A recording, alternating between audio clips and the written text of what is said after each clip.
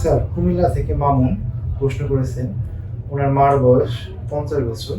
উনি দীর্ঘ 20 বছর যাবৎ থাইরয়েড রোগে আক্রান্ত। মানে ওনার গলার সামনের অংশ ফুলে আছে এবং দিনে দিনে এটা বাড়তেছে। এখন এই অবস্থায় ওনাকে ডক্টররা বলে অপারেশন করার জন্য, কিন্তু ওনা অপারেশন করতে ভয় পায়। এখন ওনার প্রশ্ন, এটা যদি অপারেশন করে ফেলে দেয় তাহলে কি ওনার কোনো প্রবলেম হবে বাকি জীবনে? আসলে আগে আমার দেখতে হবে যে এই থাইরয়েড সোয়েলিংটা কি টাইপের, এই টিউমারটা কি ভালো না খারাপ। তো যদি ভালো হয়ে থাকে, আমি যদি দেখি যে না থাইরয়েডের যে সোয়েলিং অথবা ফোলাটা দিনে দিনে বাড়ছে এবং তার বয়সও তো বাড়ছে, সেক্ষেত্রে আমার অ্যাডভাইস থাকবে ফেলে দাও।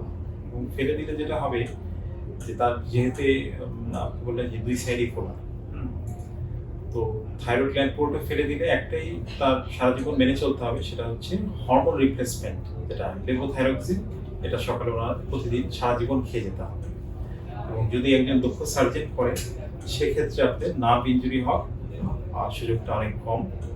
তো এটাই পরামর্শ থাকবে যে যাকে দিয়ে করান একজন দক্ষ সার্জন দিয়ে করান।